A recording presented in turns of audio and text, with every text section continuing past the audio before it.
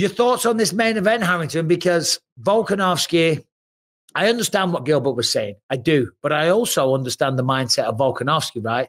Because I think 4 months is fine. I really do. I don't think he's rushing back too soon. He is probably getting up. Well, he is getting older. I don't know what he gets paid. He gets paid a lot of money. He wants to be back in fight camp. He wants to eradicate that memory or loss of memory, whichever way you want to put it, of losing to Islam Makhachev because you're only as good as your last fight. He wants to remind the world and probably a little bit himself, prove that he's still got it and he's still the man. Problem is, Ilia Topuria, he was walking around yesterday at the hotel with the belt on. There was a little interaction with Volkan Topuria.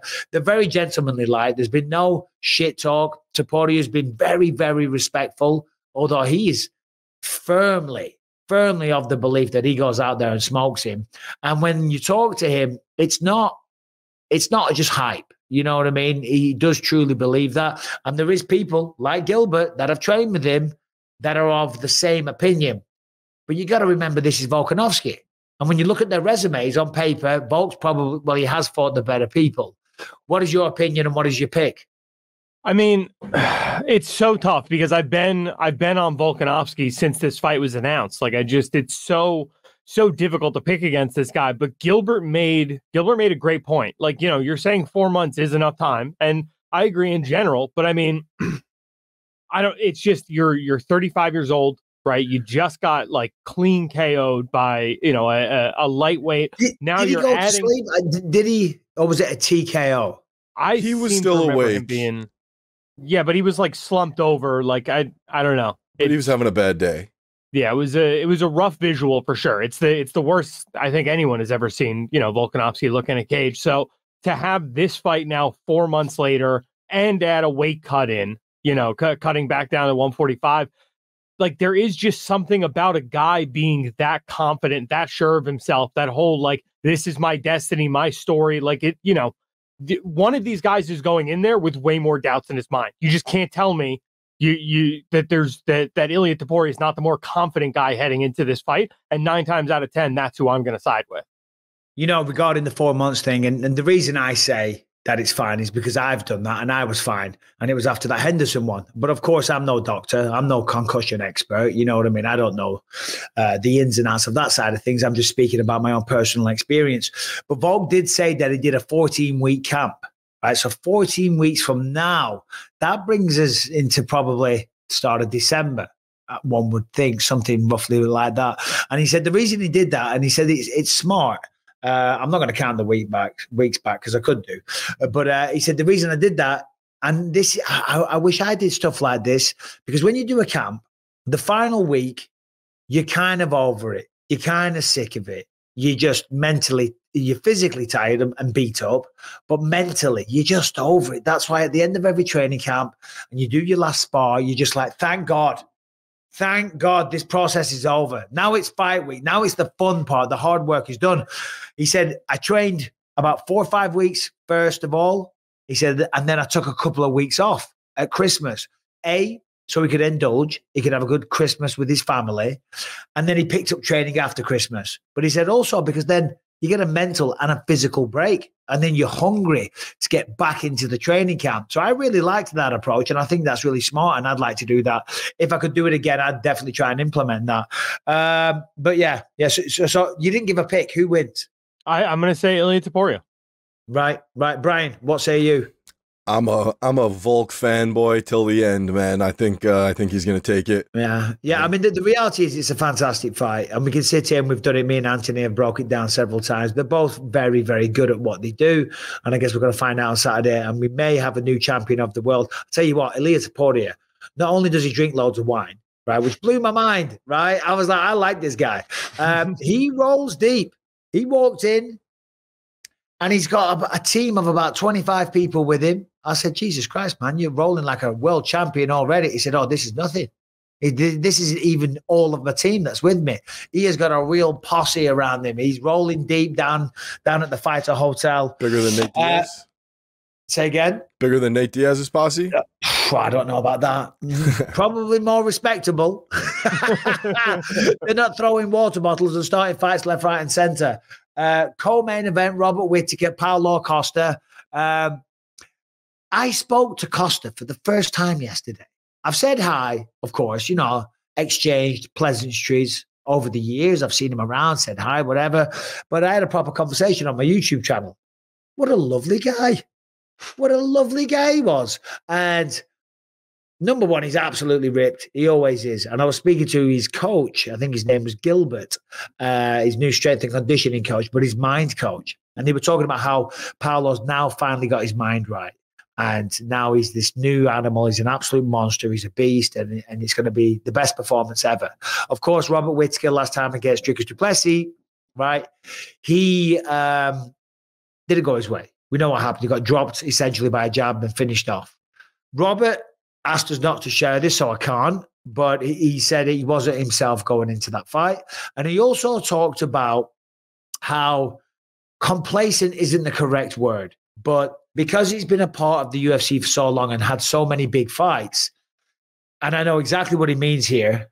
Let me put it like this. When I first started fighting, it was just a blaze and a whirlwind of aggression, right? Then you learn to handle those emotions and you learn the sport. You get better technically, right? And then after a while, you're over technifying, for want of a better word. You're overcomplicating it and you're making it all technical and this and that. And you kind of lose the animalistic side of it a little bit. You look at it as a sport as opposed to, hold on a minute, at the end of the day, we're in a good old-fashioned fucking fight.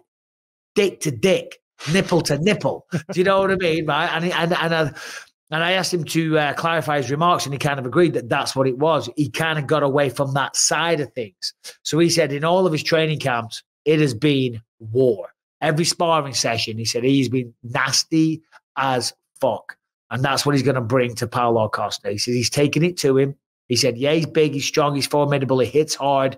But if I put him on his back foot, if I fucking take it to him and I just throw down and fight, that's the way to beat him. So Robert Whitaker is coming in here Saturday night with a point to prove, and he's going to be coming balls in all the way. Dude, that is super exciting because, we're talking maybe 5 years since we've had a motivated Robert Whitaker, like the last time I can remember is like that image of him alone in the arena before he fights Israel Adesanya. Like from that point to this, he's had nothing to prove, right? Any of the top guys who he's fought outside of Dricus du Plessis, he's beaten with ease.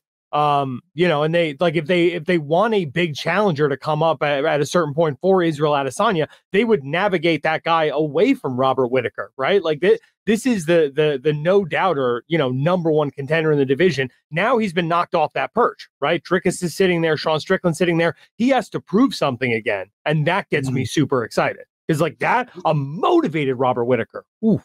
But that's exactly what I said to him, when I was interviewing him yesterday. And I don't know either, because it was the last interview of the day for me and for him. It was like almost 5 o'clock in the afternoon. It's the day before the weight cut. You're doing all your media and stuff like that. And you're tired, you're exhausted, and you're sick of it, right? And pretty early into the interview, I essentially said what you said. I said, for the longest time, it was you and Izzy, right? And I did say, clearly you were the next best guy, because the reality was Izzy was the champ for a long time. I said, but now the landscape has changed. Now you got Dricus du Plessis, you got Sean Strickland, you got Khamzat Chimaev, you got Bo Nickel coming up. There's a lot of new blood and a lot of new faces. And I don't know if he was just tired or that just kind of pissed him off, because the answers started getting really short.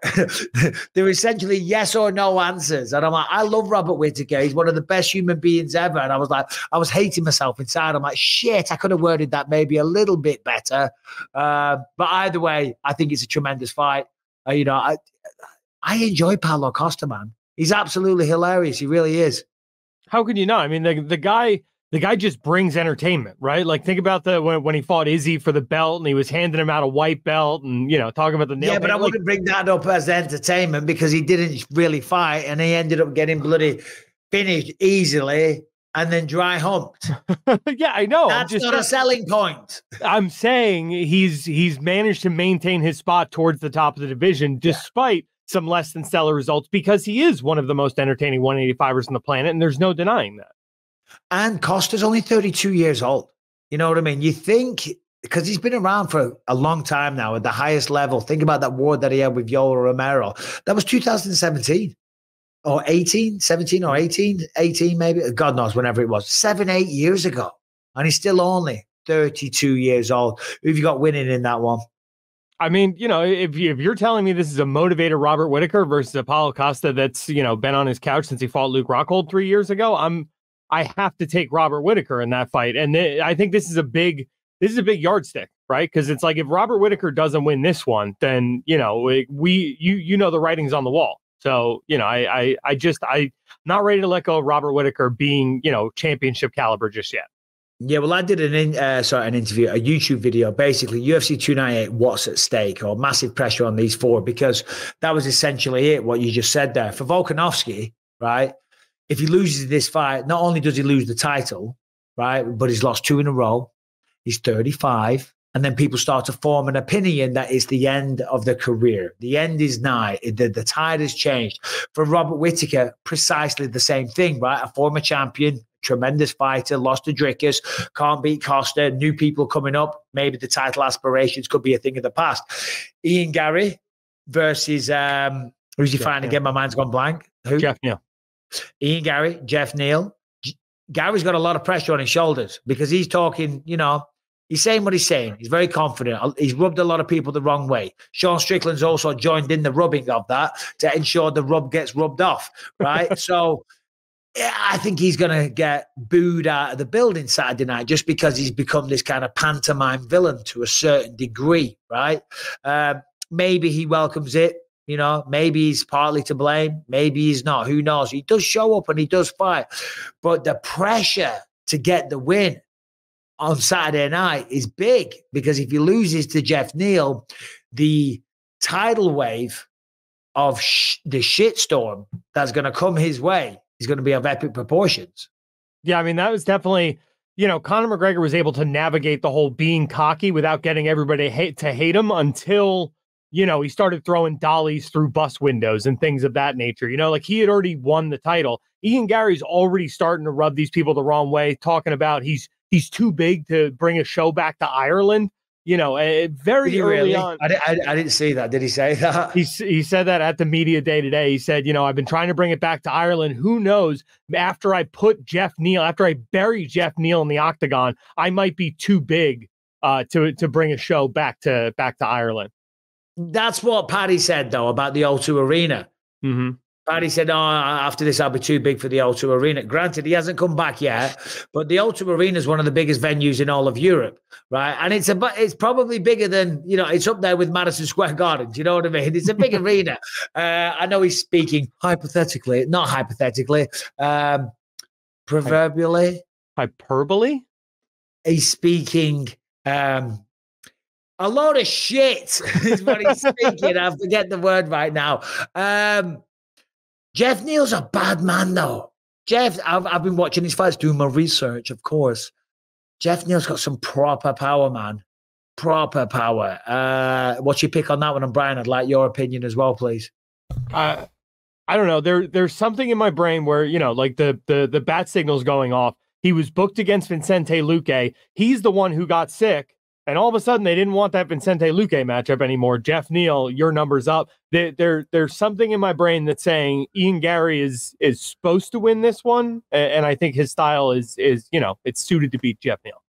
Just real quick, did you see what Geoff Neal did to Vicente Luque? No, what's that? He beat the shit out of him. Geoff Neal won that fight. Yeah. Okay. Geoff Neal won that fight in stunning fashion. I mean, it was a hell of a beatdown. It really was. Brian, how do you see it? What's your pick? I hope Ian Garry gets the shit kicked out of him. That's just how I feel about it. I'm just spite betting against him at this point. And you're not pulling any punches on that, are you? No. Hey, listen. You have no allegiances to anybody. You can say whatever you want. And as a fan of the sport, then you're allowed your opinion. I appreciate it. Yeah, it's just the way he carries himself. He's great. Technically, everything we've seen out of him, he's been pretty impressive. I just hope he loses. God! I looked at a podcast.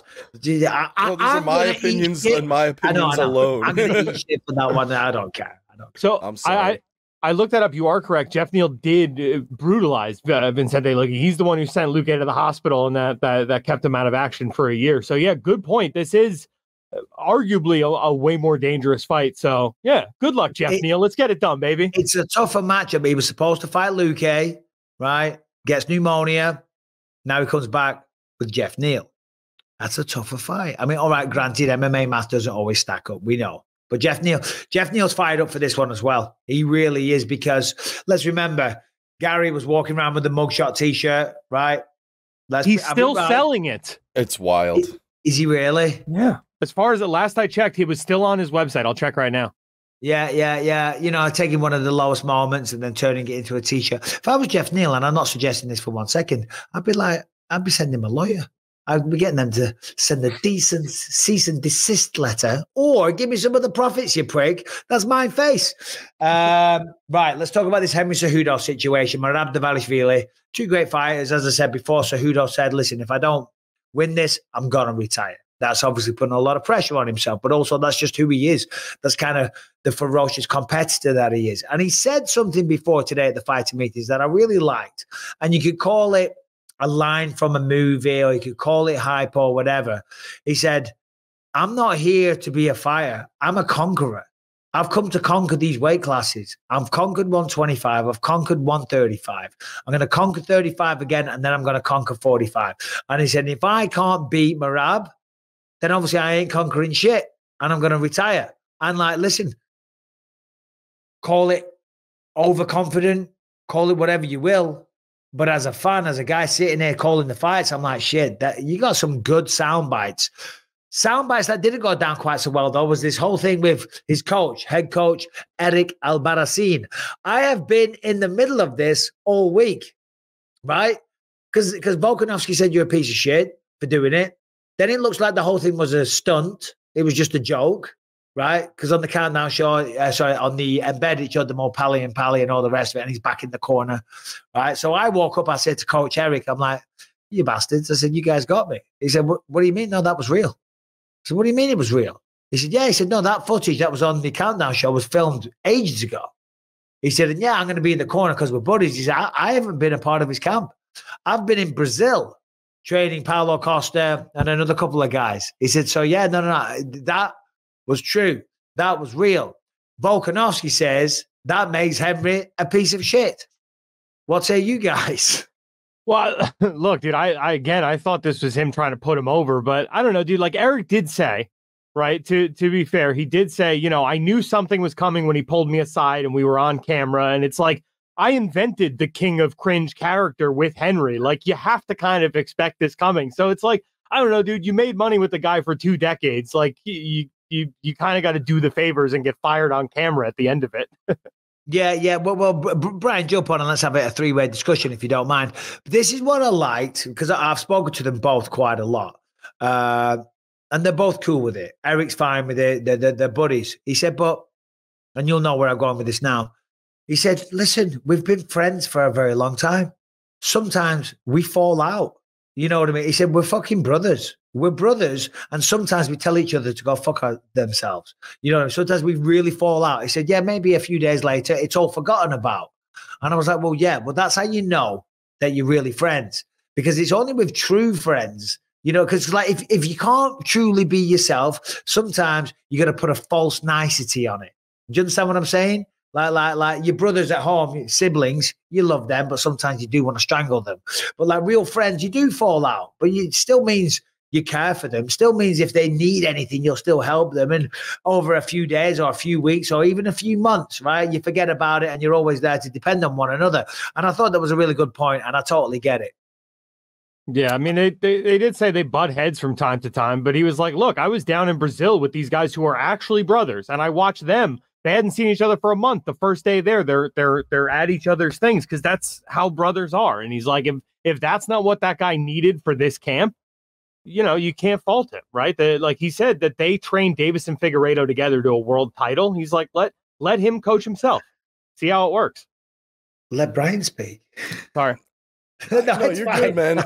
I just I don't have too much to think about this situation. I just think that it's a real piece of shit move that number one, that they faked that it was like a very recent firing, and that two, that he did it on camera. Like, I don't know if they set that bit up ahead of time, or if they set it up ahead of time. He's like, "Hey, buddy, we're gonna fire you on camera." No, well, that's fucked up, man. You know what I mean? Like, if you fired me on air, like if you brought me on air to like on a show to fire me one day, dude, I would be so fucking pissed. You know what I mean? Like, it's just a bad look for everybody, I think. Well, listen, guys, I hate to say this to you. I did actually call you here for a reason today. And, you know, the way the show's been going lately, you know, and, you know, with the inconsistencies and whatnot, guys, this is the last ever show. I'm starting up with Helmani. No, I get what you're saying.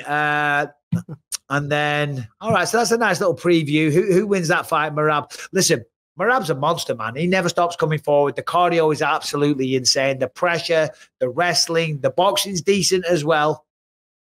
I think Henry Cejudo, when he fought Aljamain Sterling, I think he put too much stock in the wrestling. I think he thought he was going to out-wrestle him relatively easily. Right? That didn't go to plan.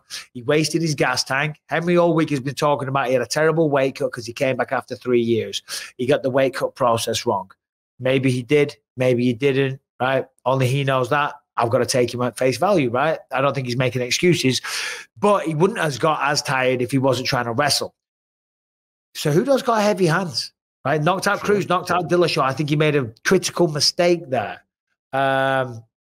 That's just a nice way of setting this up. And who the hell do you think wins this fight? Well, good luck knocking Merab out, I think. Like, he's one, you know, Russian bear fighter. So, like, that's going to be tough. I honestly think this is just one more name on Merab's resume to a title fight. All right. I don't know, dude. This feels like it could be. This has a chance on Saturday to be the biggest night in Georgian MMA history, right? You got Ilia going for the title. You got Merab clearly stepping into that undisputed number one contender position with a win. You know, I mean, Merab has not been knocked out before. He was submitted after the bell by Ricky Simone, but yeah, I don't know, dude. Like, it's tough for me when Henry Cejudo's best weapon is his wrestling, and all Merab wants to do is be in the clinch with you, working those wrestling positions and becoming the lower man, being the grittier guy with the better gas tank. You know, he's the younger man. Everything about this has me leaning Merab. And when I spoke to Merab as well, he's kind of got a chip on his shoulder. I mean, the thing is, when you look at Merab, he hasn't fought very frequently. I think one time in 2023, 2022, once, 2021, once, 2020, once. Do you know what I'm saying? So the strength of schedule has been terrible. But he did say, he said, listen, he's kind of annoyed. Listen, I can't do a Merab accent, but when I beat Alto, he beat Molenberg at time, and I didn't get to fight. When O'Malley beat Piotr Jan, he get title fight. When I beat Piotr Jan, I don't get this. If I don't get this fight this weekend, then this is fucking... This is shit. Yeah, no, he's pissed off. If he doesn't get that, I thought that was pretty good, actually. That wasn't bad for Merab. You nailed that, yeah. I was like, what are you talking about, over Merab? I did an interview with him, and I thought he was fucking with me because I asked him about something, and I used the word valued, right? And he's like, and he kept trying to say valued. He's like, what is the word? And I'm like, valued? Yes. And he's like, he kept stopping, and then he kept trying to say it and then go, and Merab's a funny little bastard. I think he's inadvertently funny. Yeah, but I thought he was doing a bit. Do you know what I'm saying? I'm like, all right, stop it now. He says, what do you mean stop this? Anyway, so, well, it's a tough one for both men. And there it is. There's a nice little preview of the big fights on UFC 298.